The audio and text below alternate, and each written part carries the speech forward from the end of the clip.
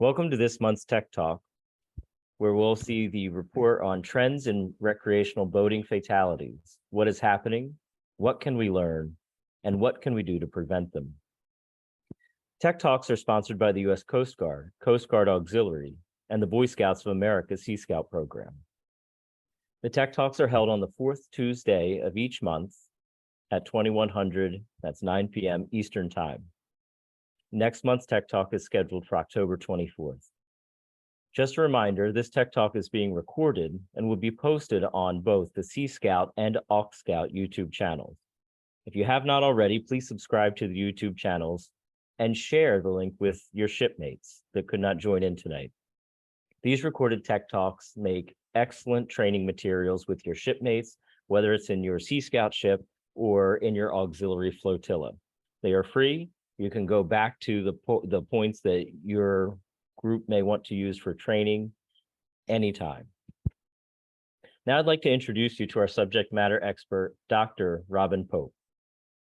Robin Pope currently serves as the Deputy Director of the U.S. Coast Guard Auxiliary's Recreational Boating Safety Outreach Directorate. Dr. Pope has more than 3 decades of experience in paddling education.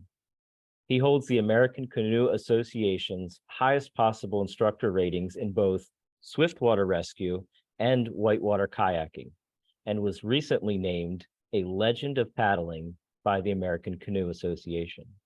Now I'd like to turn it over to Dr. Robin Pope. PJ, thank you. I'm going to go ahead and share my screen and get us started. And hopefully everybody can see that. So today's talk is going to be on recreational boating fatalities. And in the talk today, we're going to start out by providing some background information that'll set the stage for the discussion. We'll then look at general trends that affect all types of boats, ranging from airboats to stand-up paddleboards and everything in between. We'll then focus on craft-specific trends, and you'll notice a little bit of emphasis on paddlecraft, because when the research that I'm going to present was started, the task that I was given was to identify how paddlecraft are different from other types of boats. Going into that research, it became quickly clear that you really can't answer that question unless you look at all the types of craft. And what you'll see is that there's some ways that paddlecraft are very different, and some ways that paddlecraft are very much the same as every other type of boat. We'll look at common factors for boating accidents and why they happen, and then vessel-specific differences, and then use that information to come up with some evidence-based interventions, looking at what we do well and what we can do differently. I do want to let people know that this is a data-rich presentation, and we're taking a big picture view. If there's an interest, can certainly follow up and look at vessel-specific information, even though when we talk about things like capsizing, the way that we prevent a capsize for a large power boat is different than the way we deal with it for a kayak. So even though we're looking at a big picture, it will apply to a wide variety of things, and we can narrow it down as necessary. So first thing is, why bother with this? The strategic plan of the National Recreational Boating Safety Program has 3 initiatives. The 3 initiatives, the first initiative is to positively influence recreational boating behavior. And if we're going to positively influence that behavior, we have to know what a positive influence is. I think everyone knows for sure that wearing a life jacket is a positive influence, but what else should we be influencing? What should we be teaching boaters? And the third is to leverage recreational boating data, which means that we have to collect and present data. Course of Action 3.2 specifically is to implement data and evidence-based decision-making and research to promote recreational boating safety. So that means coming up with evidence-based interventions that will make boating safer. If you're interested in learning more about that strategic plan, the link that's on the page here will take you to it. The research that I'm going to present, the information I'm going to present, was supported by a lot of people. And I want to start out by thanking people. Jeff Decker, Vern Gifford, Susan Weber, and in particular, Jonathan Shea with the Boating Safety Directorate, BSX2, provided tremendous support and provided lots of help getting data for this. I very much appreciate their support. Director Nan Ellen Fuller, Assistant National Commodore Chris Wilson, and Division Chiefs Roland McDevitt and Rich Young were very supportive in earlier versions of this. American Canoe Association instructors Stephen Henkin, John Browning, and David Pope, and yes, that is my son, all provided extensive reviews of earlier versions of this presentation. I'd be remiss if I didn't recognize my employer, the staff and physicians at Mountain Ear, Nose, and Throat. They've encouraged me to pursue not just my profession, but my passions, and have provided support for me to do this work. The data that I'm going to talk about comes from the Outdoor Foundation and recreational boating statistics published by the U.S. Coast Guard. I want to acknowledge both of those organizations for making very valuable data publicly available so that people can look at it, learn from it, and use it to influence boating safety. I also want to start out with some acknowledgements. This presentation is going to look at serious things. We're going to be talking about boating deaths, and each boating death is a tragedy that profoundly affects many people. The approach we're taking is to look at boating deaths on a population level in the belief that we can learn from these tragedies and prevent future ones. But I want to be clear that that approach does not in any way discount the enormous individual tragedy that each boating death we're talking about represents. My sorrow goes out to every person that is affected by those deaths. And my hope in presenting this is that we can prevent future ones. So with that as a background, that is an introduction. Let's look at some background data. Many people on this presentation, on this call tonight, have seen some version of the figure here. It presents U.S. recreational boating deaths between 1991 and 2022. And we see that since 1991, there's been a steady decline. That decline has averaged about 6 deaths per year. So if there were 1,000 deaths in 1990, we would expect to see 994 in 1991. That steady decline is likely due to many factors. Probably includes improved education, improved manufacturing standards, communication and navigation rescue systems. Implementation of mandatory education and mandatory life jacket wear in some areas also has likely influenced that. I think fewer people have seen a version of this figure, which looks at recreational boating deaths between 2010 and 2022. And if you look at the line, a linear regression shows that there's been no consistent year-to-year trend in boating deaths. Essentially, there's been no change over the past decade. That lack of change can represent a wide variety of things. It likely is a function of changes in participation and exposure. So not just the type of boat that you're in, but how long you're in the boat, what type of boating conditions you're in. It also may reflect operator experience, with the assumption that less experienced vessel operators are more likely to have accidents. So the first thing we want to do is look at this and see if we can figure out what's going on. And the way to do that is to start looking at how many people are boating. The National Recreational Boating Safety Survey done in 2011 showed that there were about 73.5 million total boaters in the US, and that's boaters of all kinds. Again, airboats up to stand-up paddleboards and everything in between. By 2018, that number had grown to 84.5 million, a growth of about 11 million boaters, or about 1.6 million boaters per year. So that shows that participation has been increasing over the past decade while fatalities are not changing, which actually is a good thing. That means that even though the total fatalities have not changed, the fatalities per boater have decreased. If we want to better understand what's going on, we should look at how the boating community is growing. Again, the National Recreational Boating Safety Survey showed a growth of about 1.6 million boaters per year. The Outdoor Foundation, which looks at human-propelled human activity in the outdoors, tracked participation in canoeing, kayaking, and stand-up paddleboarding, and showed a growth of about 990,000, nearly 1 million paddlers per year between 2007 and 2022. And we can see that that growth has been almost linear. And what it really shows is that nearly 2/3 of the boating community's growth is due to growth in canoes, kayaks, and stand-up paddleboards.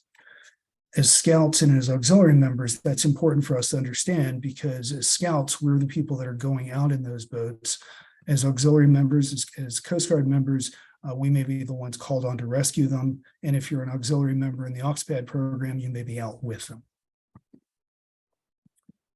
If we look at the fatalities between 2010 and 2019, and I've chosen that decade because a decade gives us a way to provide some averaging, and it's the decade that ended right before the COVID pandemic, so it doesn't have any influence from COVID. What we see over that decade is that there were 6,482 reported recreational boating deaths. That's about 1 death per 120,000 boaters, or about 8 per million boaters. Most of those had no boating education. Most of those, 70%, drowned. And most of those who drowned were not wearing a life jacket. 81% of drowning deaths were not wearing a life jacket. And in 3% of the cases, we weren't sure. Another 16%, a little over 1,000 deaths, were due to trauma, essentially running into things at high speed. And we'll talk about that more later. And the balance were due to factors such as carbon monoxide poisoning, cardiac arrest, hypothermia. Interestingly, hypothermia is the only reported category where most of the deceased subjects were wearing a life jacket. And on reflection, that sounds odd, but thinking about it in more depth, it makes sense. Hypothermia victims were found in the water. If they were not wearing a life jacket, they would have simply gone below the water before they had a chance to die from hypothermia. So even though these are victims that are wearing a life jacket, that life jacket still gave them the best possible chance of survival. We're going to move on and look at common accident types. What happens that causes boating accidents, and then what causes fatal accidents. So on the left-hand side of the screen over here, we see the 5 most common accident types. And you can see that more than 1/3 of these are collisions. Collisions with recreational vessels are the most common type of accident. Collision with a fixed object, running into a dock, running into a rock or something, is the second most common. Fatal accidents are completely different. 50% of fatal accidents involve falling overboard or capsizing, unexpected entry into the water.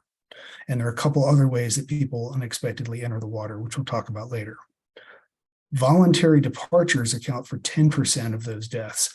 And looking at this data, this was the first number that really jumped out and surprised me, because these are people that were in a spot of safety on their boat, jumped in the water, and then had an adverse event. They were not able to get back on, and they had a tragedy. Collisions, the most common type of accident, when we look at fatal accidents, don't occur until number 5 and only represent 8% of fatal accidents. So those are the types of accidents. If we look at why those accidents happen, the primary contributing factors, for all accidents, it's human factors in large case: inattention, improper lookout, inexperience, boating too fast, and drinking alcohol.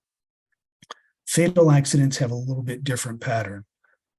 Alcohol goes from 6% of all accidents up to 16% of fatal accidents. And alcohol, year after year, is the #1 contributing factor for fatal boating accidents. So when we talk about don't drink and drive, we're talking about don't drink and drive your boat as much as don't drink and drive with your car. Exposure to hazardous waters and bad weather conditions account for 17% of fatal accidents. Inattention and inexperience are also important factors. Somewhat surprising, boating education and life jacket wear are not considered independent contributing factors, but we've already demonstrated that those are important. Most fatalities occur to boaters who have had no education and are not wearing a life jacket. And if we look at inexperience, boaters who have education have got some experience. Boaters who have had education are more likely to wear life jackets. So let's look at this in a bigger picture view. And instead of looking at discrete types of accidents and contributing factors, try to group them together. Unexpected entry into the water, capsizing, falling overboard, being ejected from your vessel, or flooding or swamping, essentially having the boat fill with water, account for 65% of deaths, 2/3 of deaths. Collisions account for 21%. And planned entry into the water, voluntary departure from your boat into the water, account for 10%. That's 96% of boating deaths. If we can account for these 3 things and get rid of them, that's going to take care of nearly every boating death. We look at why those happen.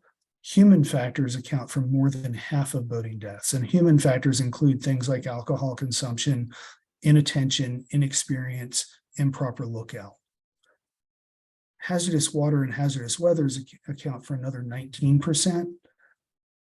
And when we break this down, these are often separated out from human factors, but that inexperience and inattention is going to lead to people getting into hazardous water and being exposed to hazardous weather and then not having the skills to deal with it. A boater who is very experienced and knowledgeable might be able to handle much more difficult conditions than an inexperienced boater, but that inexperienced boater may not have the knowledge and abilities to avoid those hazardous conditions. Mechanical factors only account for a tiny fraction, and mechanical factors include things like carbon monoxide and fire. And then surprisingly, other and unknown, basically accidents that happen and we don't know why, account for nearly a quarter of fatal boating accidents. So right there, if we end the presentation, we've still learned a bunch of stuff. And the number one thing that I want people to take away is that boating is generally safe and fun. 8 deaths per million boaters is a very low number. If we drive to the water and go boating, the most dangerous part of our trip is not the boating trip, it's the driving trip. So boating for most situations is generally safe and fun, but most boating accidents are preventable. So if we can prevent them, it'll make boating more safe and more fun. Human factors, things that the vessel operator does or do not do, are important for all types of boating accidents, and particularly fatal ones. We saw that inexperience is a primary factor for boating fatalities 7% of the time, but we want to remember that inexperience is far-ranging. So they may decide that it was the primary factor, but even when it's not, it's going to have impact on what boaters do. Boating education and life jacket wear are not listed as independent contributing factors, but they're clearly very important. And really, boating safety is about drowning prevention. So let's look at some specific vessel trends. This figure shows motor-propelled, human-propelled, and sail-propelled fatalities between 2010 and I believe 2022. 2022. And we see that year to year, there's really not much variation. Motor-propelled, open motorboats, cabin motorboats, personal watercraft, pontoon boats consistently account for about 2/3 of boating fatalities. Human-propelled boats account for about 28%, and sailboats account for 3%. A couple reasons I would offer for why sailboats account for such a low percentage of boating deaths. With motorized vessels, anyone that can drive can get behind the wheel of a powerboat and get far enough from the dock to cause a problem or run into the dock at speed. Anyone who has sat in a canoe or a kayak realizes that if we put a paddle in your hand, you can get far enough offshore to have a problem. And even if that's only 100 feet, that's still far enough to get into trouble. If you don't know the difference between a halyard and a jib, and I put you in the cockpit of a sailboat that's tied up to a dock, you're not going anywhere. So sail-propelled vessels require some education just to get away from the dock, and that education is likely to consider or to include information that will prevent boating fatalities. So we think sailing is probably very safe because of education, but it's also very safe because there aren't as many people doing it. If we look at the contribution of vessel types to recreational boating deaths, open motorboats are the #1 contributing vessel. They account for nearly half of all boating deaths. Kayaks are #2, accounting for 11% of deaths between 2010 and 2019, but that contribution steadily increased across the decade. Canoes accounted for 9%, and that contribution decreased across the decade. Personal watercraft accounted for 7%. So these 4 vessels account for about 75% of all boating deaths. If we focus on those, then we're likely to take steps that will impact things like cabin motorboats and pontoon boats and inflatables.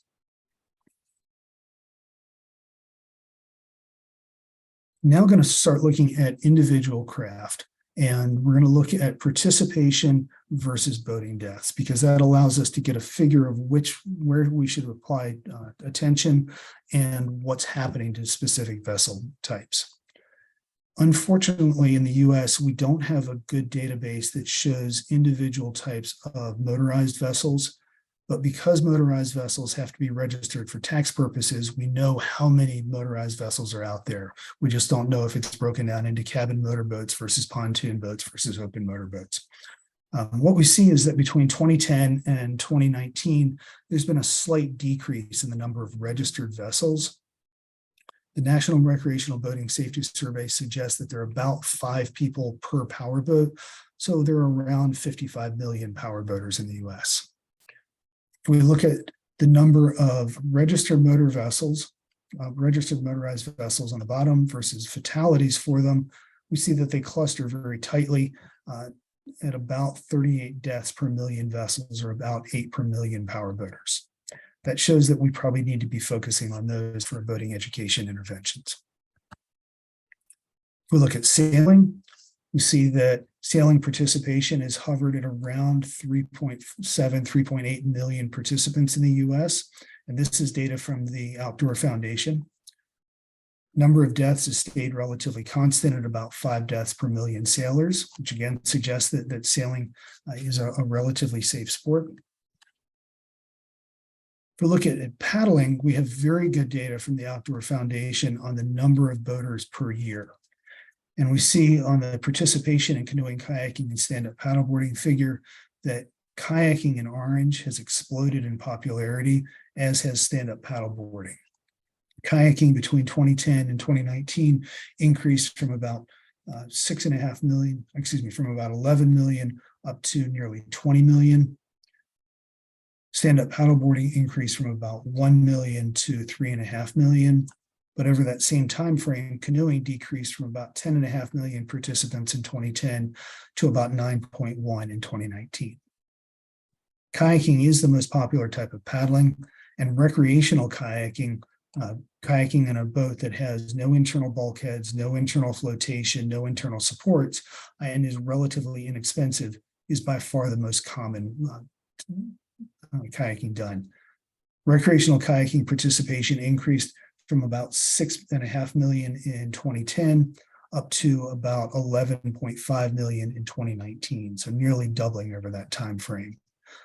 If we look at whitewater kayaking, kayaks designed for whitewater rivers, sea kayaking designed for large open bodies of water, and kayak fishing, we see that all of them grew from in the 1 to 2 million range in 2010 to about 3 million in 2019. But all 3 of those combined is still less than what we see for recreational kayaking. We see that there's a strong relationship between participation and fatalities. So kayak and stand-up paddleboard fatalities are steadily increasing with participation. Canoeing fatalities, shown in blue, are steadily decreasing. And this is shown as a percentage of all boating fatalities. If we were to put in numbers rather than percentages, we'd see similar trends.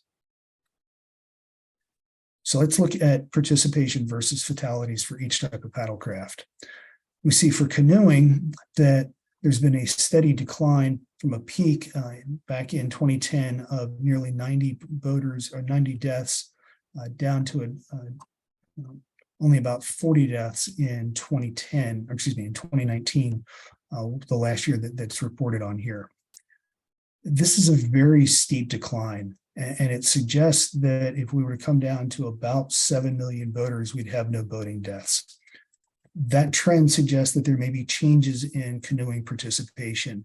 And if we think about how people are canoeing, if we were to take every canoeist in the country and make them paddle only at a Boy Scout summer camp, wearing a life jacket, following safety afloat guidelines, we would expect the fatality rate to be down here at 0. If we didn't make any of them wear life jackets, if we didn't follow any safety afloat guidelines, if we didn't provide any coaching or instruction, we'd expect a much higher rate. And this, again, does suggest that there's been some change in the participation, the type of activity that's being done in canoeing. Kayaking shows a more linear relationship, again, steadily increasing at about 4 deaths per million kayakers.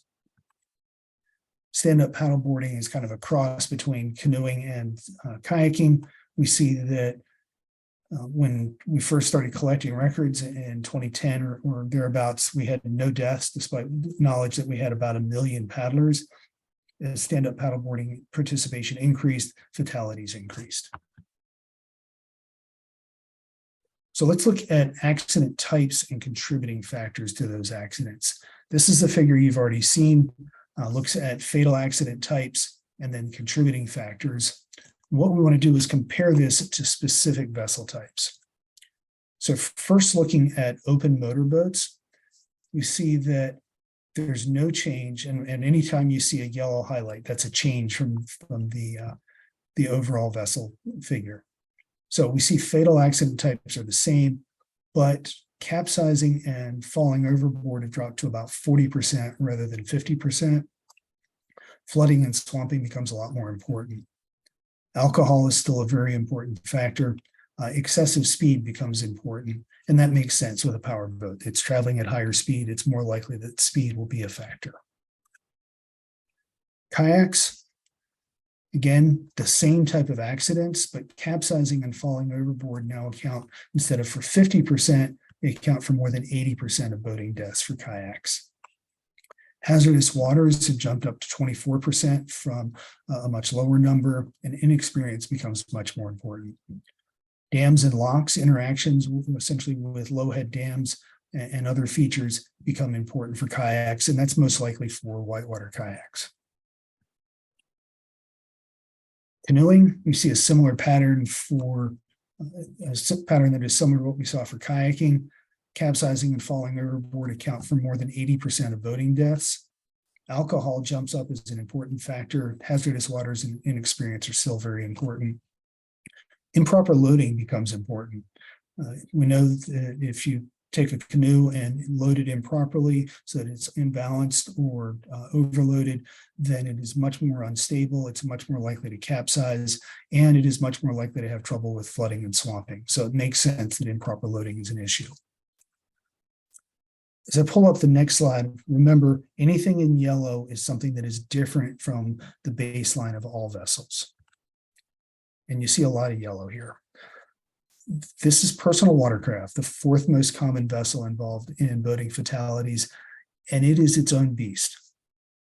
Collisions with recreational vessels were not a factor for the other vessels we looked at, or for all vessels looked at in mass. Personal watercraft, on the other hand, collision with recreational vessels account for more than a third of deaths there. Skier mishaps become important, and that is not a personal watercraft carrying a skier, it's a personal watercraft running into a skier. Excessive speed becomes much more important, and navigation rule violations become much more important. So we see that personal watercraft probably need their own type of education. We know within scouting, personal watercraft do have their own type of education. They're much more regulated than other boats, and the data that we see here supports that approach. Interestingly, personal watercraft are the only type of vessel we saw where traumatic injury is more common than drowning, and where most subjects who died were wearing a life jacket. So again, personal watercraft are a bit different from other things. I could show this same type of information for every other type of boat that the Coast Guard collects data on, but to simplify things, I'm going to put the next boats we looked at, cabin motorboats, pontoon boats, rowboats, sailboats, and inflatables, and just look at the unique factors. And we see that cabin motorboats have the same type of accidents as everything else. The only unique contributing factor they have is machinery failure. And that makes sense. They have enclosed engine compartments. There's more likely to be problems there. Pontoon boats, the unique contributing factor is a person on the gunwale, bow, or transom. Anyone who's spent much time around pontoon boats has seen somebody sitting on the bow, dragging their feet in the water, waiting to get pulled off and fed into the propeller. That's why we don't allow people to sit on the bow. We don't want people sitting on the gunwale or transom either. Again, it's much easier to fall off. Rowboats, overloading becomes an important issue, and that makes sense. Rowboats are used for tenders to take things from a pier to a larger vessel. People don't want to take more trips than necessary, so they overload it. That makes it more likely to capsize, more likely to flood, more likely to swamp.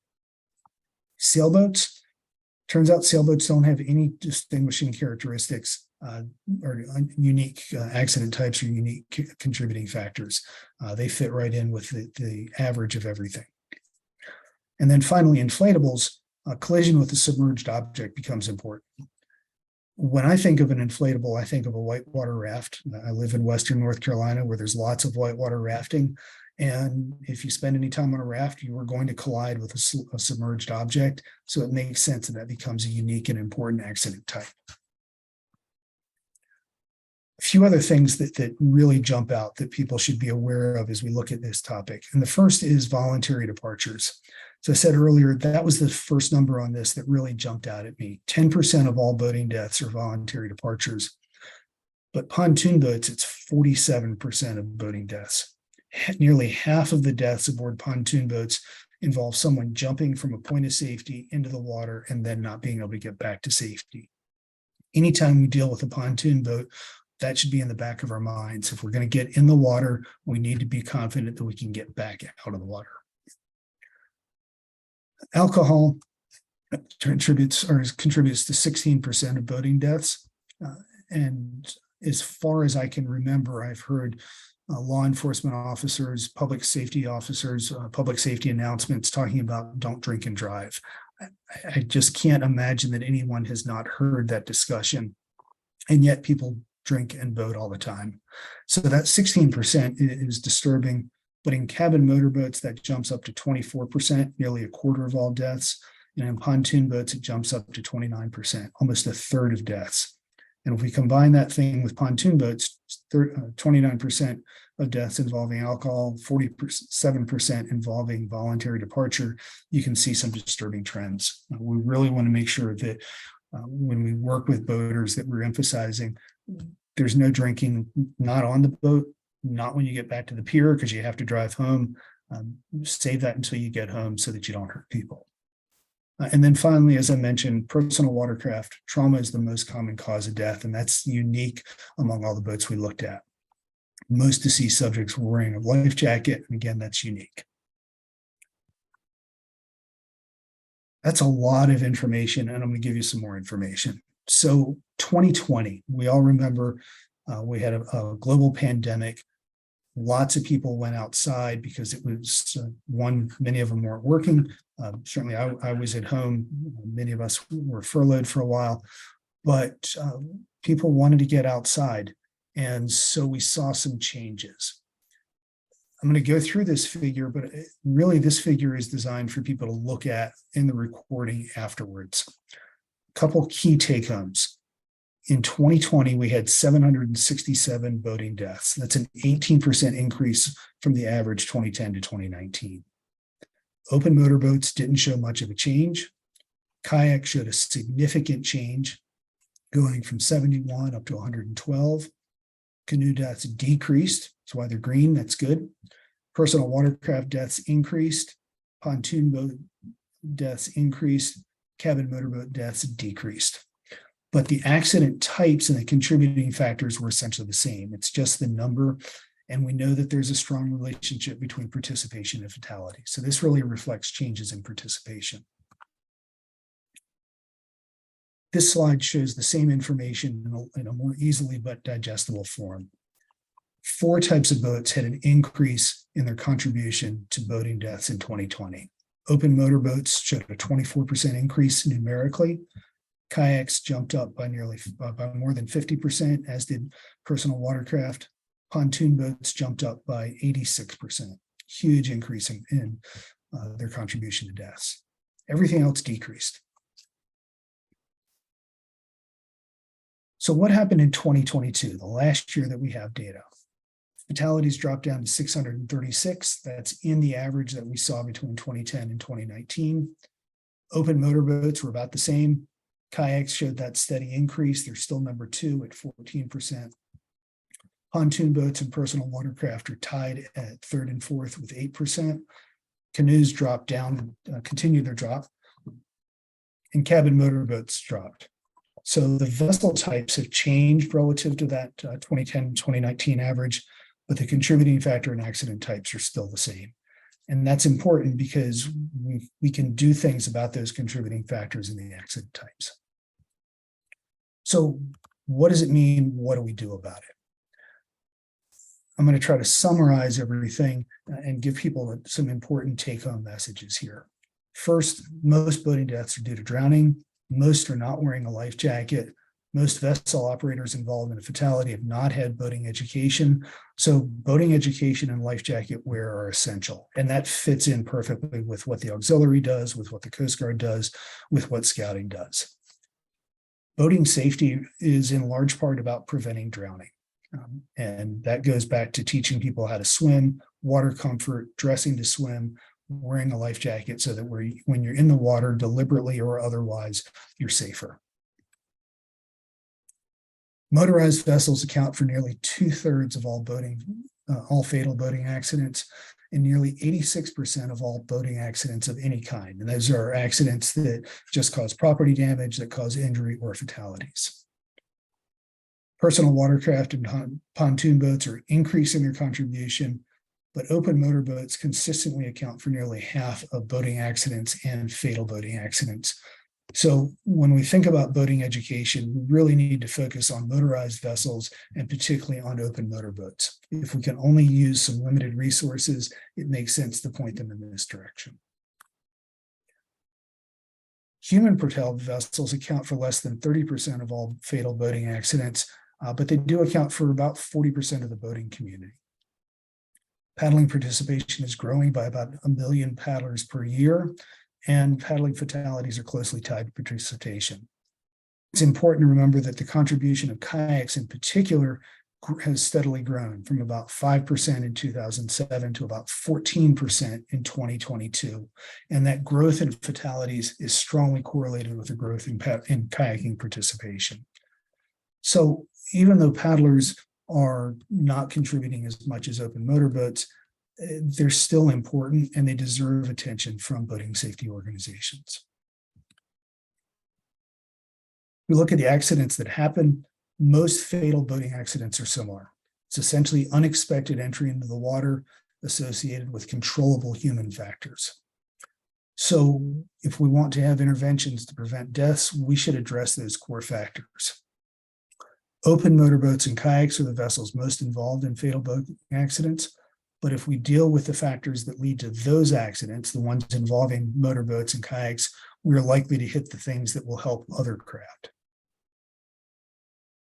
But common patterns require different approaches for different craft. For example, a personal watercraft collision is disastrous.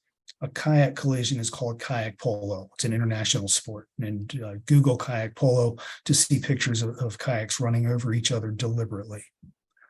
Falling off a cabin motorboat is certainly not the same as falling off a stand-up paddleboard. Anyone who's spent much time on a stand-up paddleboard with children knows that a paddleboard is really a mobile diving board. People jump on and off of it all the time, but falling off a 50-foot powerboat, particularly from a flying bridge, is not going to be as much fun. So we want to have craft-specific instruction, even for the same accident type or contributing factor.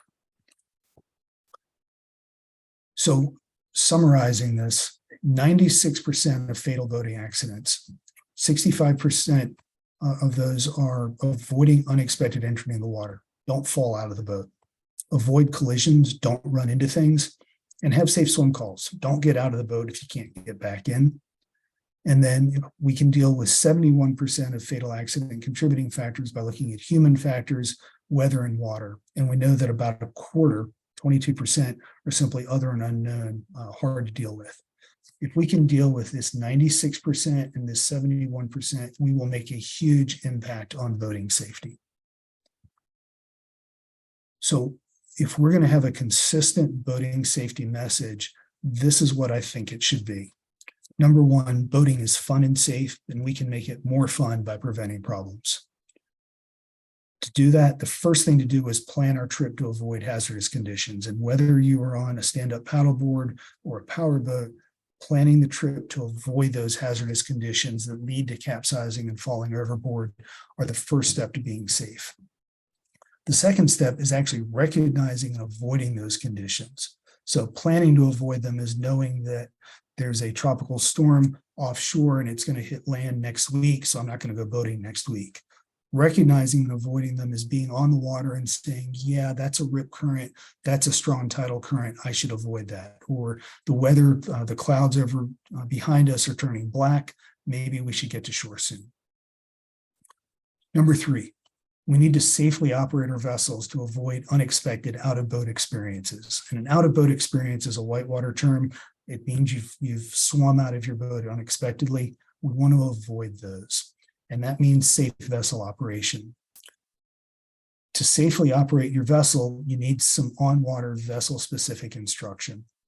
And even though there's lots of high-quality, classroom-based, internet-based instruction, nothing beats getting in the boat and having some mentoring, some coaching, some instruction to make sure you can do it well. If you don't believe that, get in a boat you've never operated and try to dock it in a high wind environment.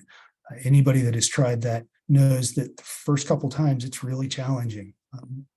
Some people know that even more than that, it's very challenging. So we want that vessel-specific instruction and ideally on-water instruction. When we're getting on the boat, no alcohol. And again, it's not just no alcohol on the boat, it's no alcohol back at the pier when you get back there. It's no alcohol until you're home. And of course, if you're a scout and you're under 21, it's just no alcohol at all. Keep a sharp lookout. We want to avoid collisions, and the way to avoid collisions is to be aware of what's going on around us. If you're looking at your phone, you're looking at the navigation screen, you're talking to your friends and not paying attention, you are more likely to avoid a collision. So we want to make sure that we're keeping that sharp lookout. We want to learn how to rescue ourselves and others, because when we're on the water, we are 911. If you pick up the phone and call for help, you pick up the radio and call for help, there are lots of resources that will come to you, but they're going to take time. And we're kind of limited to how long you can hold your breath.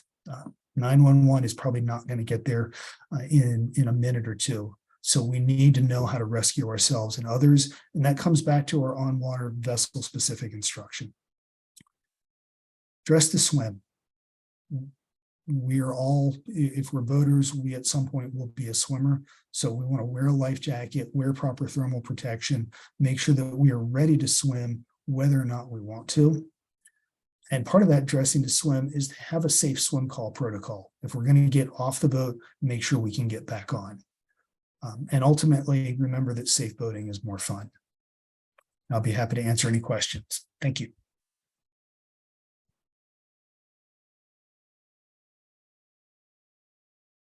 Oh, Robin, first I want to thank you very much. And with the forewarning that this is a very data-rich presentation, I truly appreciate that you ended by bringing it to a very practical level as you walked us through what the large picture data can mean in specific situations, and then how can we use this large view data to help improve boating safety. One question, why do pontoons, sorry, not pontoons, why do pontoons have a higher death rate compared to other vessels, do you think? So I'm going to give my opinion. I don't have any solid data to support this other than some personal observations. First, they are a very stable vessel, and I think that can give an illusion of safety.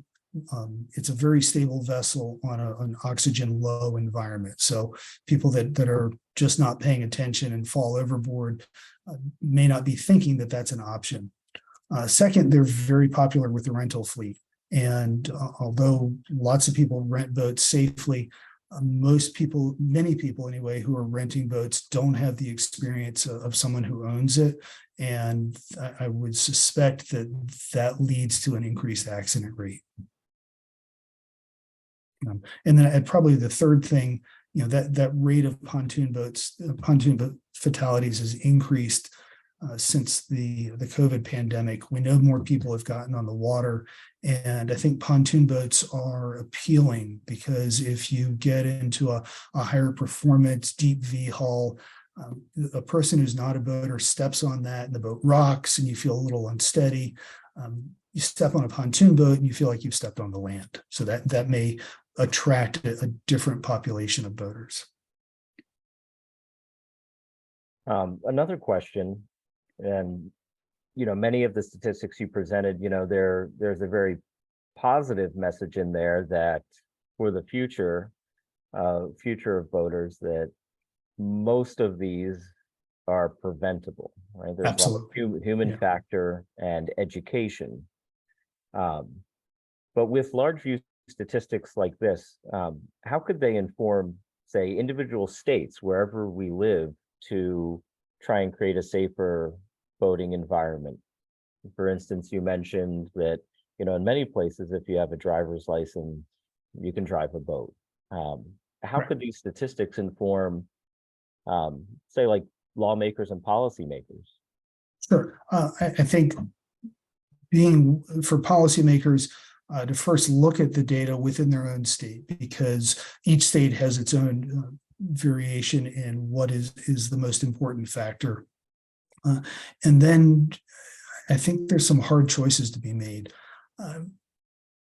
Life jacket wear is really important, and there are very few places where life jacket wear is mandatory.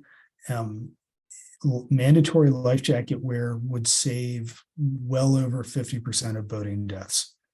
It's a simple action that would prevent boating fatalities overnight. Boating education might be even more important, because a life jacket is like a seatbelt. And when I drove to my office today, I wore my seatbelt. I did not plan to have an accident. I didn't have an accident. I didn't technically need my seatbelt, but I still wore it. And the same thing with a life jacket.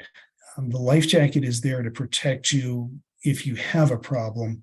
But if we can have boating education to prevent that unexpected entry into the water, that might be even more important. And then we know that just being aware of what's going on, so perhaps having more resources, providing better access to weather reports at boating access areas, having free life jackets at boating access areas. I know my flotilla supports a few free life jacket wear areas at boat ramps. And it's surprising how many people will take a moment and grab a life jacket and put it on if you make it available to them. Excellent advice. Yeah. How do the scouts Guide to Safe Scouting and Sea Scout education help? That's a great question. And if we look at the way that scouting education for boating is done, those course outlines were developed well before this data was released. There was no way that they were deliberately focused on evidence-based education.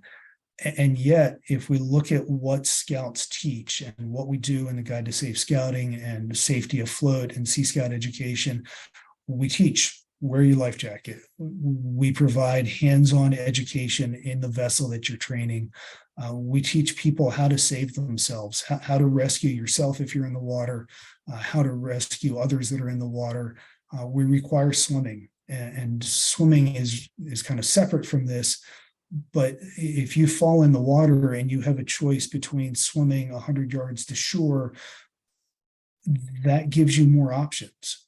If you try to climb into your boat and for whatever reason you can't get back in, but you have the ability to swim to shore, scouting's requirements to be able to swim save lives. And so I think that accidentally, scouting education for boating is very evidence-based. It fits very nicely into what the data suggests we should do.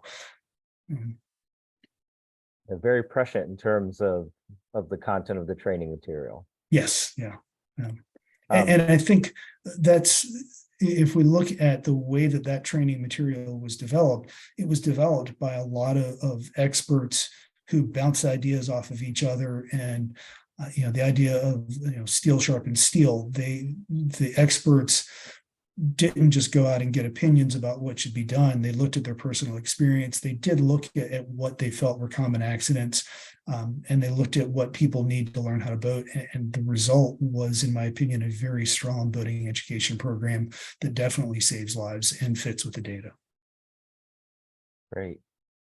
Our next question is state specific. So I know you're looking at aggregate data it's national level data, but this is specific related to a state law. So if you know, or if you have an opinion, Mhm. You know, paddlecraft fatalities have declined specifically in Rhode Island since they passed the law requiring paddlers to wear their PFD and not just have one with them. I don't. I can. I'm not even sure how I would find that, other than to reach out to Rhode Island. The National Association of State Boating Law Administrators does have some data. I will look into that and see if I can get an answer. And Kelly, I saw you asked that. I'll get back to you privately. That's great. Going through some of the other questions that are coming in. So here's how the question reads. U.S. Coast Guard auxiliary rental boat policies are by far more complicated than common vessel inspection. What recommendations can you suggest to improving the AUX vessel inspection and education for rental craft, specifically pontoon boats? I am not actually familiar with those requirements, so I'm not sure how I would answer that. Fair Mike, enough, Mike, do you have any specific things that you think are excessively complicated?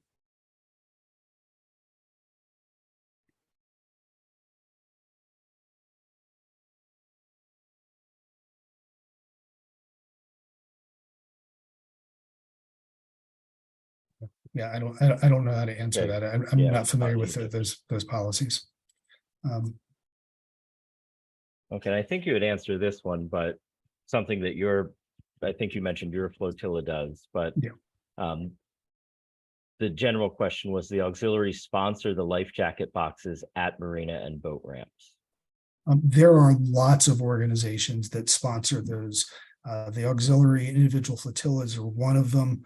Boat US has a grant program. Many state Department of Natural Resources or their equivalent organizations sponsor them. Individual municipalities will sponsor them. They're a phenomenal program that I hope can be expanded and that everybody should support. And auxiliary flotillas that are not involved with that, that is a great public affairs outreach program that again saves lives. And Sea Scout ships that are interested in public service, community service hours, which I believe are part of your advancement requirements, that's also another great opportunity. That's some really good deck plate advice there for how flotillas and ships can help. Yeah. Right. A mutually beneficial project. Yes. It looks like all the questions in the chat. I have one more question. The way you present this report, Robin, you can tell that you're a consummate expert in the field, because you're not just presenting the statistics for us to see. Many of us have come across bits and pieces of the types of statistics that you presented tonight, but you went into in-depth analysis, regrouped certain categories to really give us an understanding of what they mean. So this might be a little bit more personal, but what was your motivation to create a report like this rather than just compiling the numbers? I love boating, and it's something that I enjoy sharing with people. And I've had friends that have been involved in fatal boating accidents. They've been involved in body recoveries. I know people that have died while boating, and I want to make sure that something that I love can be shared with other people. One of the most joyous things I've done is taking my Sea Scout ship out on the water, taking my son out on the water, just being out there and sharing something that is so much fun and helping other people safely enjoy it. So, Excellent. Well, I think we'd all like to thank you, Dr. Robin Pope, for so respectfully presenting on such a serious but very important topic, so that we can all help to create a safer boating environment going forward. Thank you for all of your insight on the statistics, helping us understand what they mean, and then breaking it down to what we can do individually and in our ships and flotillas. So on behalf of everyone out there watching, thank you. You're welcome. Good night, everyone.